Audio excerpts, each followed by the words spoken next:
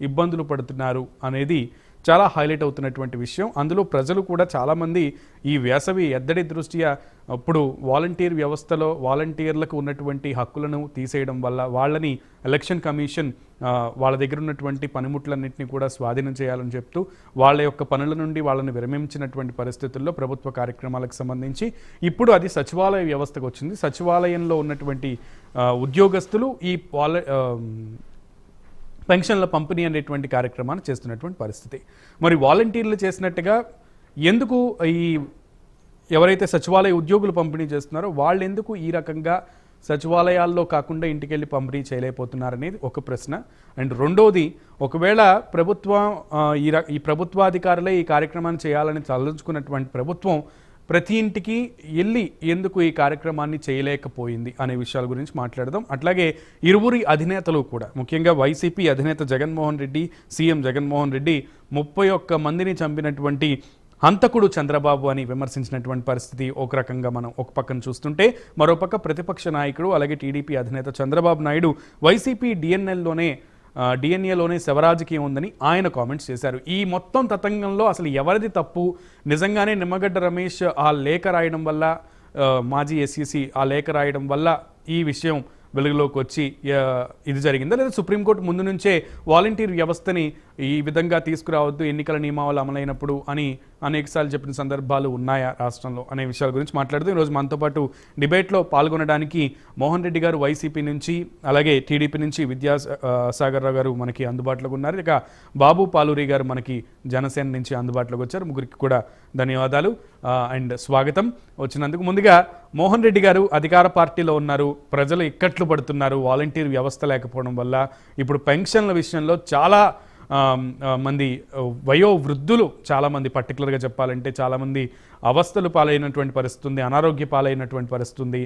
ఈ విషయాన్ని ఈ రకంగా కాకుండా మరేమన్నా మార్గం ఉంటే బాగుండు కదా అనేటువంటి ఆలోచన కూడా ఉంది.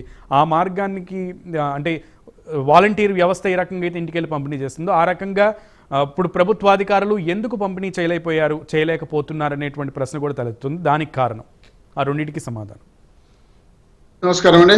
మీకు ప్యానెల్లో పాల్గొన్న పెద్దలకు, చూస్తున్న వీక్షకులకు అందరికీ పేరు పైన హృదయపూర్వక నమస్కారాలు తెలియజేస్తూ, ఇప్పుడు వాలంటీర్ వ్యవస్థ దాదాపు 2,55,000 పైబడి ఉన్నారనమాట. 2,55,000 పైబడి ఉండి 66,39,000 పెన్షన్లు పంపిణీ చేయాల్సిన కార్యక్రమం ఉంటుంది.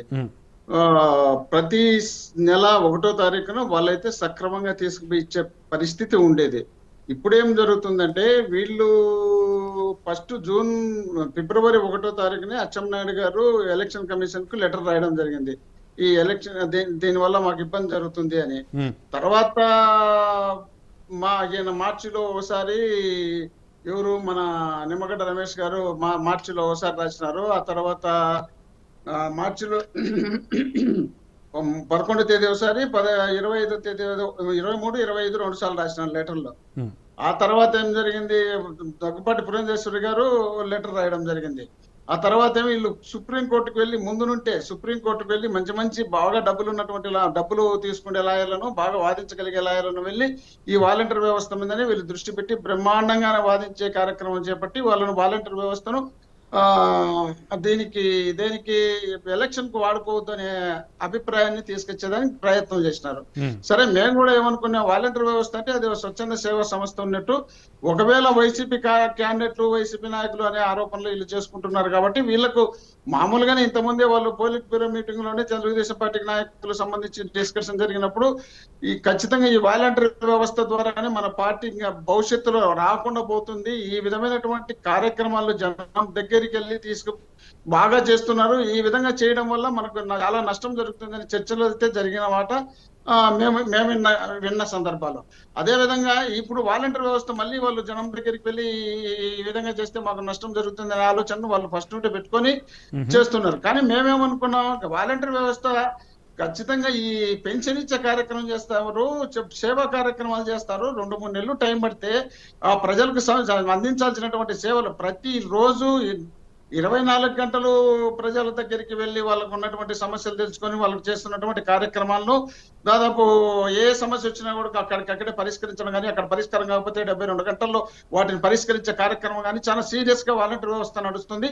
వాలంటీర్ వ్యవస్థ ఎలక్షన్ కు ఒకవేళ తప్పినలే మనకి సేవా కార్యక్రమాలు చేసేదానికి, సంక్షేమ కార్యక్రమాలు అందించేదానికి దీనికి ఇబ్బంది ఉండదు అని భావించి మేమైతే భావించి జరుగుతుంది అనుకున్నాం. కానీ వీళ్ళు ఏమంటే మొత్తమే వాలంటీర్ వ్యవస్థని అసలు అంటే వీళ్ళు ఫస్ట్ నుండి ఒక రకమైనటువంటి కసి వీళ్ళు వెళ్ళగక్కుతున్నారులే. ఒకరు డోర్లు కొడతారనేది, ఒకరు అమ్మాయిల డేటాలు తీసుకొచ్చినారనేది, ఒకరు సంచులు పట్టుకొని పోతున్నారనేది, ఒక 5,000కి ముష్టి పడేసినారనేది, వీళ్ళ జీవితాలు రాజకీయాలకు పనికి రాకుండా వీళ్ళను ఉద్యోగాలకు పనికి రాకుండా చేసినారనేది, రకరకాలుగా వాళ్ళను విమర్శలు, అమ్మాయిలను రేపు చేసినారని కేసులు పెట్టారని అనేక రకాలుగా వాలంటీర్ వ్యవస్థ మీద పూర్తి స్థాయిలో ప్రతిపక్షాలు విమర్శలు చేసే కార్యక్రమం చేపట్టారు. కారణం ఏంటంటే వాలంటీర్ వ్యవస్థ భారతదేశంలో ఏ రాష్ట్రంలో ఏ ముఖ్యమంత్రి చేయని విధంగా ఆంధ్రప్రదేశ్ ముఖ్యమంత్రి జగన్మోహన్ రెడ్డి గారు చేపట్టిన తర్వాత ఈ వాలంటీర్ వ్యవస్థ అనేది శబాస్ జగన్మోహన్ రెడ్డి అనే విధంగా వాలంటీర్ వ్యవస్థ ఆ కరోనా వచ్చినప్పుడు 2 సంవత్సరాలు కానీ ఆ తర్వాత జరుగుతున్నటువంటి ఈ సంక్షేమ కార్యక్రమాలు, ప్రజలకు సేవా కార్యక్రమాలు, ప్రజలకు సంబంధించినటువంటి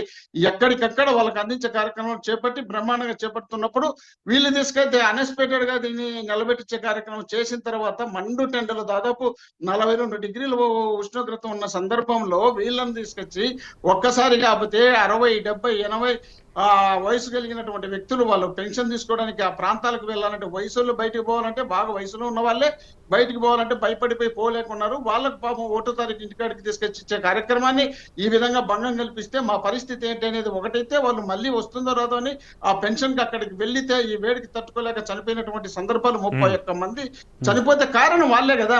నేను వాళ్ళ వేరే రకంగా మాట్లాడడం లేదు, కానీ చనిపోయిన తర్వాత నిలబెట్టించినటువంటి బాధ్యులు అవుతారా కారా?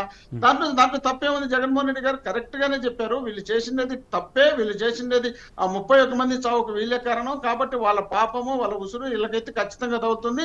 ఈ విధమైనటువంటి ఇంత దారుణమైనటువంటి కక్ష తీర్చుకునే కార్యక్రమం చేపట్టడం చాలా దారుణమైనటువంటి విషయం. ఇదని రాష్ట్రం కాదు దేశం యావత్తు ఈ రోజు ఆంధ్రప్రదేశ్ వైపు చూస్తున్నారు కదా. ఇంత బాగా చేస్తున్నటువంటి పెన్షన్ ఇచ్చే కార్యక్రమానికి వీళ్ళు భంగం కల్పించి ఎన్నికల వ్యవస్థను అడ్డుపెట్టుకొని, గతంలో అనేక రకాలుగా న్యాయస్థానాలను అడ్డుపెట్టుకొని అనేక ఆటంకాలు కల్పించడం కానీ, ఇల్లు ఇచ్చే కార్యక్రమం, పెన్షన్ ఇచ్చే కార్యక్రమం, అదేవిధంగా పట్టాలు ఇచ్చే కార్యక్రమం అనేక రకాలుగా ఇబ్బందులు గురి చేసిన సందర్భాలు కోకొల్లలుగా ఉన్నాయి. కాబట్టి ఇప్పుడు మళ్ళీ దీన్ని అడ్డుపెట్టుకొని ఈ విధంగా చేసే కార్యక్రమం చేపట్టి ఒక దారుణమైన నేరం పాల్గొన్నట్టు అయిపోయింది. ఓకే మోహన్ రెడ్డి గారు, ఐ గాట్ యూ.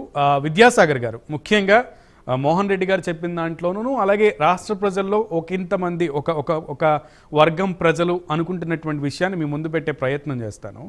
గతంలో మీ ప్రభుత్వం అధికారంలో ఉన్నప్పుడు ఎప్పుడు కూడా ఇంటికి వెళ్ళి పెన్షన్దారులకు పెన్షన్ ఇచ్చినటువంటి పరిస్థితి లేదు.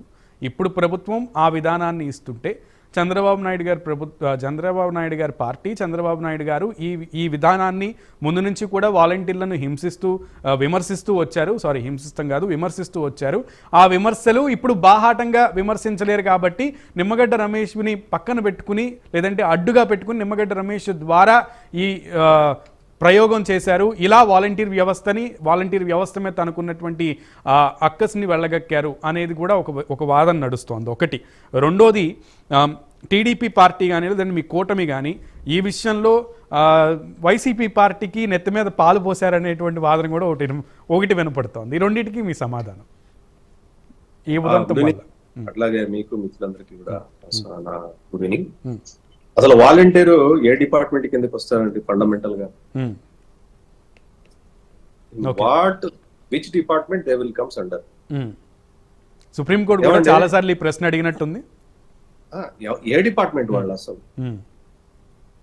Fundamentally I'm asking the single question, which department they belongs?